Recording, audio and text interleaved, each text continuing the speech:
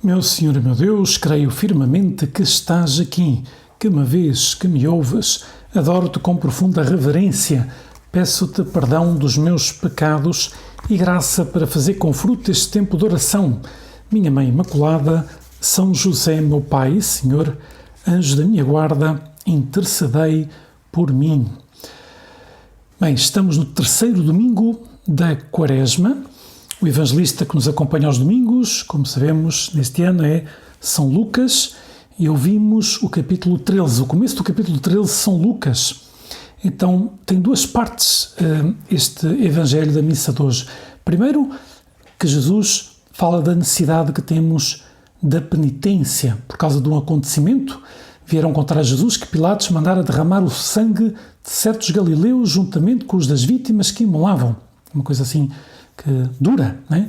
E Jesus respondeu-lhes: julgais que por terem sofrido tal castigo esses galileus eram mais pecadores do que todos os outros galileus? Eu digo-vos que não, e se não vos arrependeres, morreis todos do mesmo modo.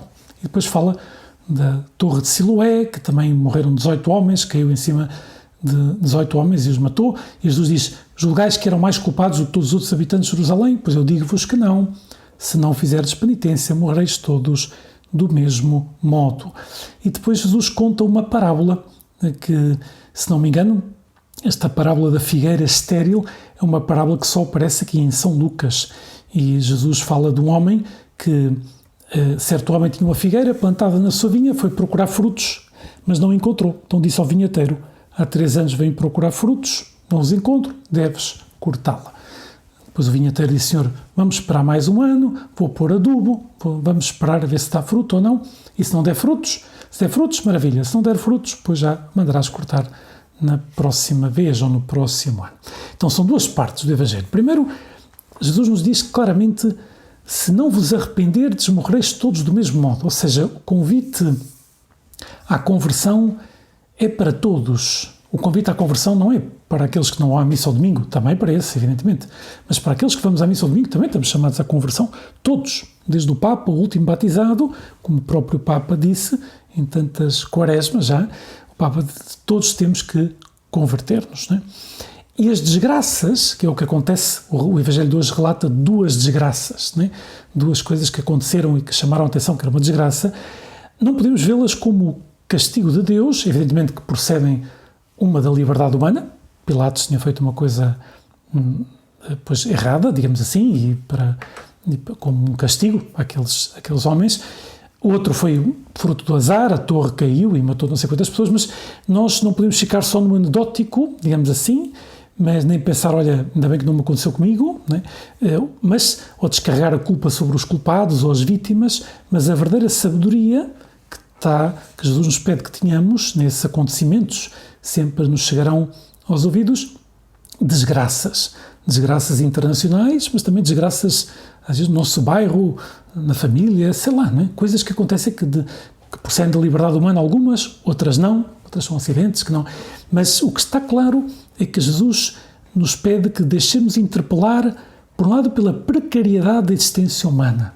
Estamos aqui de passagem e a verdade é que, sem nos assustarmos com isso, mas a qualquer momento o Senhor nos pode chamar e por isso temos de estar sempre preparados para comparecer diante da sua presença e tendo-nos convertido, não é? Como dizia um padre da Igreja, que se não me engano era Santo Agostinho, dizia: ninguém poderá dizer que não teve tempo para a conversão, porque a Igreja todos os anos convida os seus filhos à conversão, pois na Quaresma, que é precisamente o tempo que estamos a viver. E depois temos uma atitude de responsabilidade, fazermos penitência, melhorar de verdade a nossa vida. Esta é a resposta mais eficaz dentro do mal de qualquer tipo. Não é quando o mal não é cometido por nós ou quando o mal não é sofrido por nós, então nós somos indiferentes. Não, pelo contrário. Temos que sofremos também com as pessoas, somos misericordiosos, que palavra que significa pegar na miséria do outro e pô-la no meu coração, ou seja, sofrer com, não sermos indiferentes. Por isso rezamos pela paz no mundo, evidentemente, e sofremos com essas pessoas que estão a sofrer nesses países em guerra, mas ao mesmo tempo, pois temos que convertermos-nos, não é?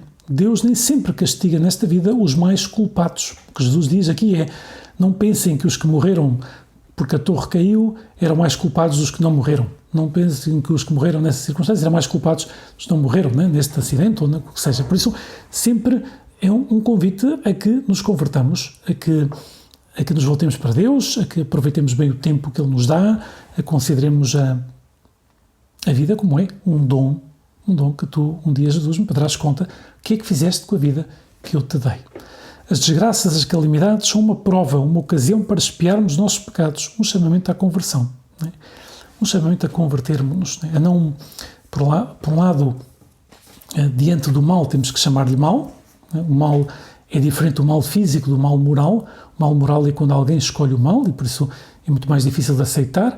O mal físico é, sei lá, uma catástrofe, uma tempestade, que seja um terremoto, não é? São males físicos, não é? Ninguém é culpado, mas é próprio desta terra, não é? que essas coisas aconteçam, não é? Porque este mundo não é perfeito, nós estamos aqui de passagem, não estamos criados para isto, etc. Como responder ao mal? Com um sério exame de consciência e com um compromisso de purificar a nossa própria vida. Caso contrário, todos nós morreremos do mesmo modo, diz Jesus, não é? Por isso, quem não se questiona, quem não faz exame, tem como único destino final a ruína, diz o Senhor. É preciso fazer exame.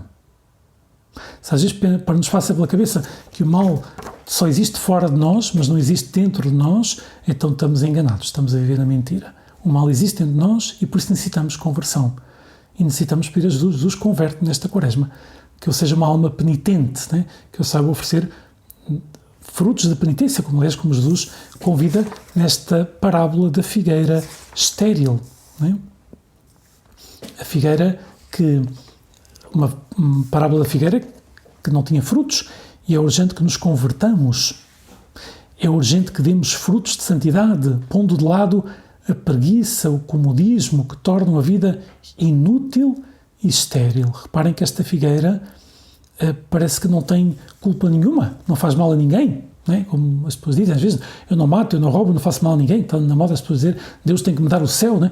É que Deus não nos criou para não matar, não roubar, não fazer mal a ninguém, é verdade, não devemos fazer essas coisas, mas Deus nos criou para fazer o bem, para dar fruto. E reparem que o dono da figueira diz, como não dá fruto, está a ocupar espaço, corta, né? E no fundo o Senhor nos está a revelar que Ele nos vai pedir que demos fruto. Não podemos apresentar-nos diante dele, dizer, Jesus, tenho as mãos vazias, não dei fruto, mas não fiz mal a ninguém. Não fiz mal a ninguém, vivi a minha vida tranquilamente, comodamente, pois, sei lá, assisti a toda a televisão que pude, vi todos os jogos de futebol que pude e tal, desfrutei da vida. Não pode ser, não pode ser. Isto seria uma vida estéril, inútil. Eu não estou a dizer que há mal ver a televisão, ou ver coisas na televisão, desde que sejam coisas boas, não há mal nenhum, ou ver um jogo de futebol, mas claro, nós não nascemos para isso. Nós nascemos para dar fruto. E a quaresma é uma ocasião maravilhosa para perguntar, eu estou a dar fruto, eu preocupo-me com os outros, de verdade, eu ajudo os outros. E para dar fruto, sabemos, Jesus, temos de estar perto de ti. Né? Temos que, para aproveitar o tempo, para não encher o tempo, mas aproveitá-lo, tem que estar perto de ti, tem que fazer oração todos os dias, né? Falar contigo, como estou a falar agora, e depois dizer, Jesus, ajuda-me a estar atento aos outros, porque às vezes ajudar uma pessoa e outra, e sei lá, né? Por isso é dar fruto, ajudar os outros, né? Não é fechar-nos no nosso mundinho, né? Atenção, hein? Porque a tendência para o individualismo é muito grande hoje em dia. Eu não faço mal a ninguém me aborrece, eu não aborreço ninguém, está tudo bem, mas a vida não serve para isso. Esta parábola da figueira sem frutos é um chamamento também a perceber que a purificação dos nossos pecados não são só pecados de coisas que fizemos, às vezes são omissões. Uma omissão pode ser um pecado quando nós deixamos de fazer aquilo que Deus nos pedia. E às vezes falta sensibilidade para este tipo de pecados hoje em dia, que é o pecado de omissão. Eu não fiz nada, aí está o problema. Deus me pediu que fizesse, que ajudasse esta pessoa, que fizesse render os meus talentos, mas como dava trabalho, como era preciso sair da minha zona de conforto, como tantas vezes também diz o Papa, então disse que não, e não pode ser. Tenho que me converter, tenho que aproveitar o tempo. Deus nos pedirá contas. Deus nos pedirá contas. Deus nos pedirá frutos. Nenhum de nós pode apresentar-se ante Deus e dizer, Jesus, não tive tempo para dar fruto. Não pode ser, porque Deus conta com isso e Deus nos dá os dons, em concreto, em primeiro lugar, o dom da vida, o dom da fé, o dom da vocação, os talentos que temos, tudo isso para dar fruto, para ajudar muitas almas. Deixamos este propósito nas mãos de Nossa Senhora. Dou-te graças, meu Deus, pelos bons propósitos, afetos e inspirações que me comunicaste nesta meditação. Peço-te ajuda para os pôr em prática. Minha Mãe Imaculada, São José, meu Pai e Senhor, anjo da minha guarda, intercedei por mim.